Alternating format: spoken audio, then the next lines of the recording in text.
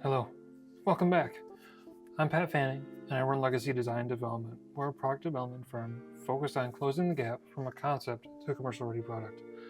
Now, last week, we talked with our new client. She is a busy nurse who works in a shot clinic who has to constantly give shots to clients who come in. She had asked us to develop, or help her develop rather, a auto injector that kind of fits the needs that she has. So if we remember correctly, I wrote down her requirements from last week. So she kind of had laid out a couple criteria. She wanted single-handed operation. She wanted a positive feedback in some version, whether it was staged, auditory, or a click or something. And she wanted easy cap removal. Those were kind of some of the three areas that she was concerned about. These are really strong. I mean, this is, again, as I said last time, this is kind of how these discussions go. So I was really pleased to get that feedback from her. Off camera, I had asked her if she, by chance, did any renderings or drawings or sketches of what she was working with, looking for. And she has met with an industrial designer, and they've kind of laid out kind of a loose concept of what they want. And I've gone ahead and I printed that out here. So we'll be talking through this. So again, this is a pretty nice rendering. Not uncommon for our clients to come to us with this. This kind of helps communicate their ideas of what they're thinking, especially from a design language, features of scale, where they envision they want features. And so what we can do with this is now we kind of have an idea of what that is they're looking for. And so my whole goal now is I'm going to be looking at this rendering, trying to figure out or examine this for where we can make critical improvements. What on this is actually important, what's not important. Is any of this really just here because they think it needs to be here? And so we'll just kind of go through it and see what we can do. So again, as I look down here at this beautiful rendering we've got, right, we've kind of, again, we go through a lot of the things that we've already talked about. We've got our key needs here. We want a true one-handed operation, no cap removal, press to skin and go. Again, clear confirmation of what that the injection is complete. Safety, no needles exposed to the end user. Comfortable and secure grip. Again, it clocks in our hand. We know that it's in the right orientation when we go to use the device. It's fast, intuitive, and reliable. So those are the core things that we learned in our initial kickoff meeting.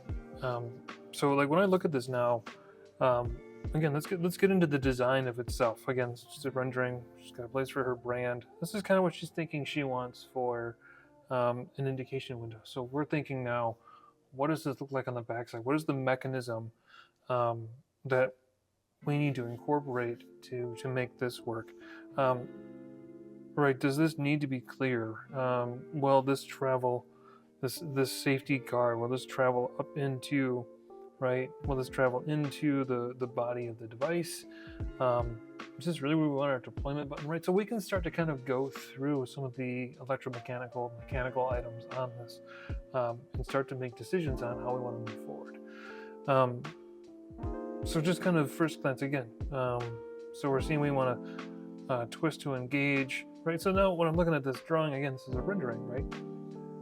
Based on some of the criteria that we were given, easy access, one-handed operation, I'm looking at this rendering. I'm not sure that this location for the activation knob is in the right spot.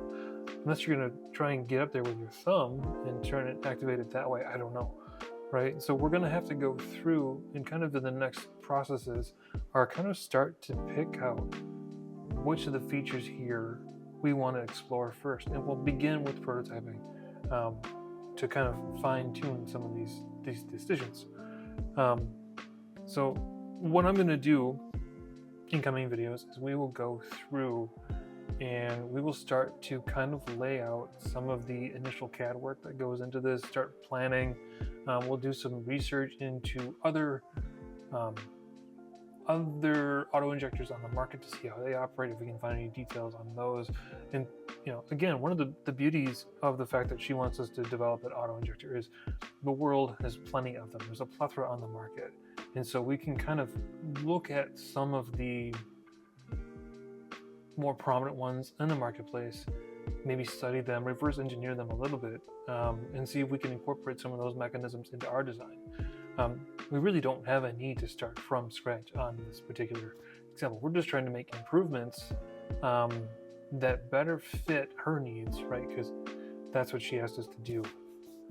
So we'll do a little deep dive into some current auto injectors on the market, kind of get a feel for the flavor of how they operate, how they work, what critical design features they have that we can maybe borrow from, if there's anything that is open source at this point.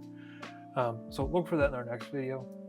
Again, just kind of going back to this, right? So she's done a good job of laying out how she wants us to move forward with this.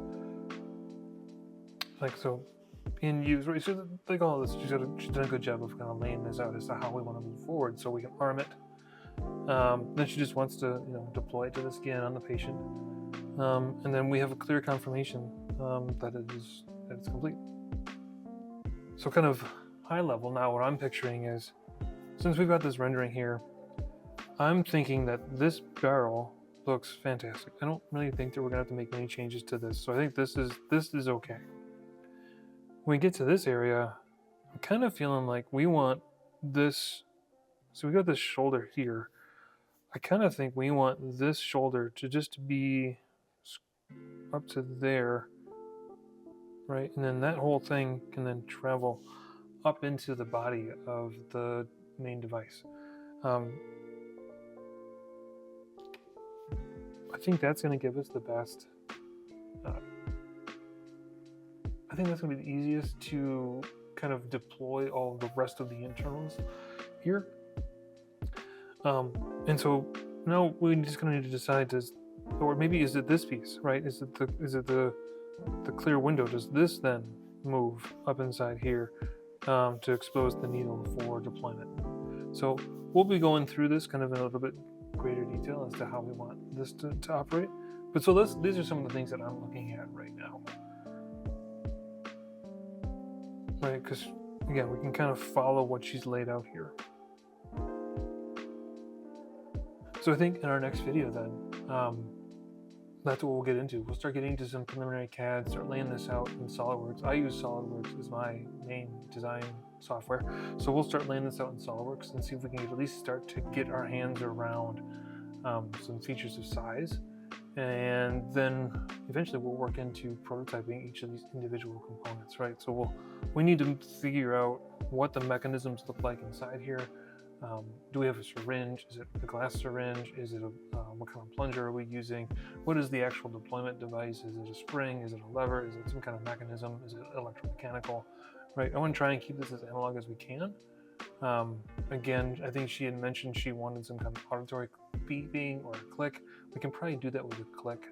Again, I want to try and keep electromechanical out of this if possible.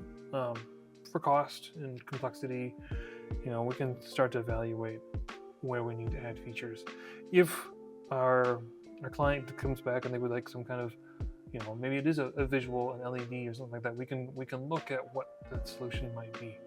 And then the other thing is, right, is this going to be single use, or are we going to try and make this reusable? I'm leaning towards it being single use, but we'll cross that bridge. Hey, thanks for the visit. Leave a comment, subscribe, do all the things they tell you to do at the end of the videos, and I'll see you in the next one.